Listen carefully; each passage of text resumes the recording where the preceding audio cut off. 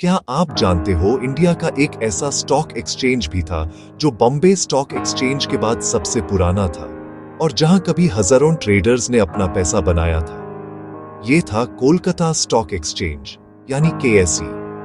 एक टाइम था जब यहां ट्रेडिंग की आवाज प्योर बंगाल में गूंजती थी, लेकिन आज सिर्फ उसकी बिल्डिंग बची है और एक कहानी। तो चलो आज हम समझते हैं कोलकाता स्टॉक एक्सचेंज का राइज, वर्किंग और डाउनफॉल कैसे हुआ।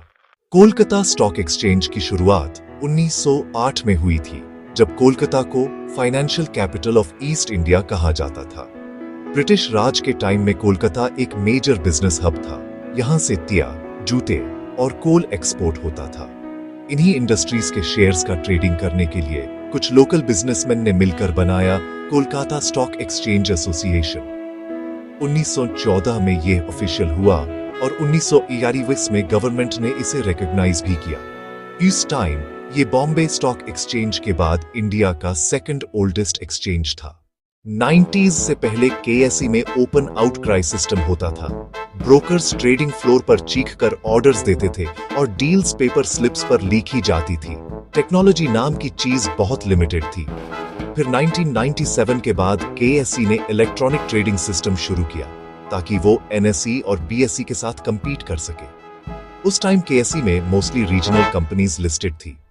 जूते, टी, टेक्सटाइल और कोल सेक्टर के शेयर्स यहां एक्टिवली ट्रेड होते थे। और बिलीव करो, 1990s में केएसई के पास 700 से ज्यादा लिस्टेड कंपनीज और 1000 ब्रोकर्स रजिस्टर्ड थे। फिर 1990s में इंडियन स्टॉक मार्केट में एक नई रेवोल्यूशन आई। National stock exchange NSE launch हुआ। एनएसई और बीएसई दोनों ने फुली कंप्यूटराइज्ड, ट्रांसपेरेंट और फास्ट ट्रेडिंग सिस्टम इंट्रोड्यूस किया। इन्वेस्टर्स को बेटर लिक्विडिटी मिली और ब्रोकर्स को ज्यादा रीच। रिजल्ट, रीजनल एक्सचेंजेस जैसे कोलकाता स्टॉक एक्सचेंज पीछे रह गए, ट्रेडिंग वॉल्यूम गिरता गया और धीरे धीरे इन्वेस्टर्स मुंबई बेस्ड मार्केट्स पर शिफ्ट होने लगे। 2000 के बाद केएसई का डाउनफॉल शुरू हो गया। ट्रेडिंग वॉल्यूम गिरता गया और कंपनीज एक्सचेंज से डिलिस्ट होने लगी। फिर आया केतन पर एक स्कैम 2001, जिसके बाद सेबी ने रीजनल एक्सचेंजेस पर टाइट रेगुलेशंस लगाए।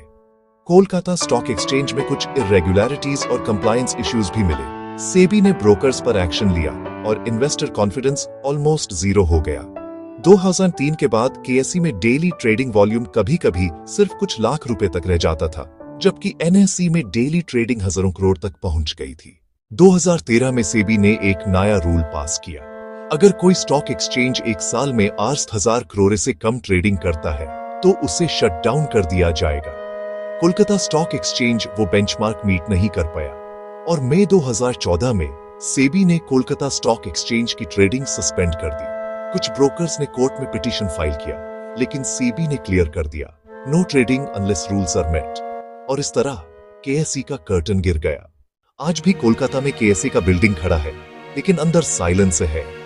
जो कभी बंगाल के ट्रेडर्स का सपना था, वो आज एक चैप्टर बन चुका है इंडिया के फाइनेंशियल हिस्ट्री का। कोलकाता स्टॉक एक्सचेंज ने रीजनल इन्वेस्टर्स को मौका दिया और इंडियन फाइनेंशियल सिस्टम को एक स्ट्रॉन्ग फाउंडेशन दिया, लेकिन मॉडर्नाइजेशन और टेक्नोलॉजी के दौर में वो कंपटीशन में टिक नहीं पाया। कोलकाता स्टॉक एक्सचेंज की कहानी एक सिंपल मैसेज देती है, अगर सिस्टम टाइम के साथ इवॉल्व नहीं करता तो वो खत्म हो जाता है। इनोवेशन और ट्रांसपेरेंसी ही हर मार्केट की ताकत है। अगर आपको ये वीडियो इंफॉर्मेटिव लगा तो लाइक करो, शेयर करो और नीचे कमेंट में लिखो, क्या आप सोचते हो इंडिया में रीजनल एक्सचेंजेस वापस आ सकते हैं? और हाँ, सब्सक्राइब करो हमारे चैनल को ताकि फाइनेंस और मार्केट के ऐसे हिडन स्टोरीज आप तक रोज पहुंचती रहें।